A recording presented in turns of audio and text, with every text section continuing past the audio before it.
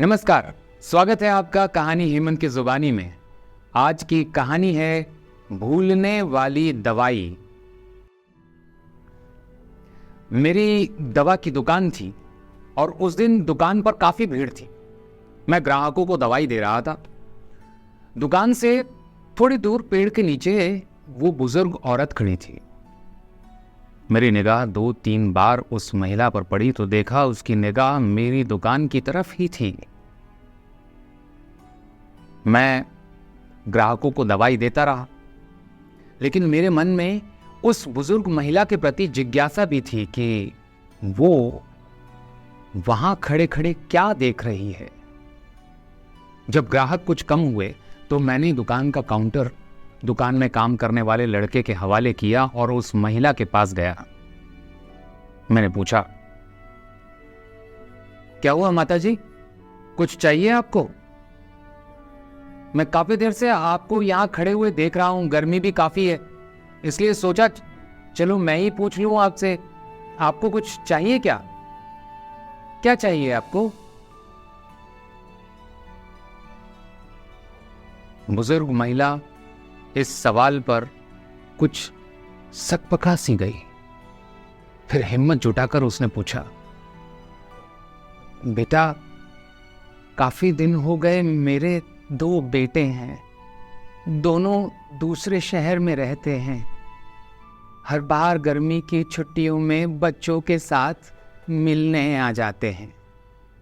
इस बार उन्होंने कहीं पहाड़ों पे छुट्टियां मनाने का निर्णय ले लिया है।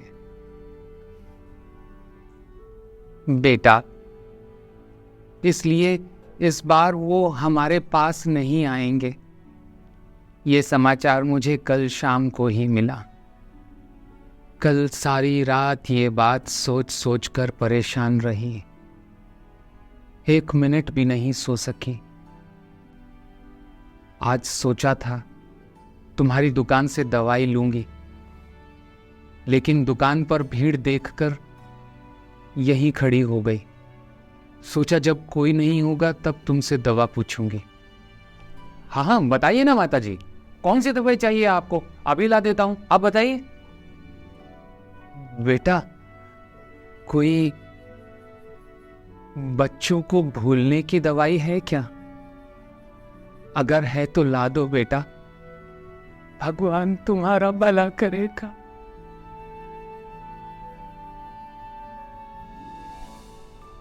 इससे आगे के शब्द सुनने की मेरी हिम्मत नहीं थी। मेरे कान सन्न हो चुके थे। मैं उसकी बातों का बिना कुछ जवाब दिए चुपचाप दुकान की तरफ लौट गया, क्योंकि उस बुजुर्ग महिला की दवा सिर्फ उसके बेटों के पास थी, जो शायद विश्व के किसी मेडिकल स्टोर पर नहीं मिलती।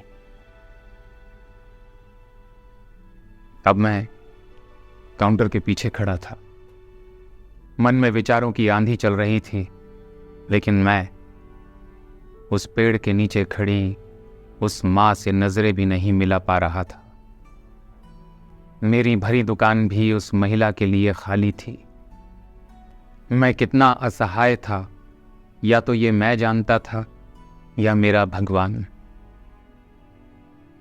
अब जब भी अपने शहर में ये सुनता हूं कि इस बार गर्मी की छुट्टियों में हम गांव ना जाकर कहीं और घूमने जा रहे हैं, तो वो पेड़ के नीचे खड़ी उन माता जी की वेदना अंतर तक झंझोड़ देती है।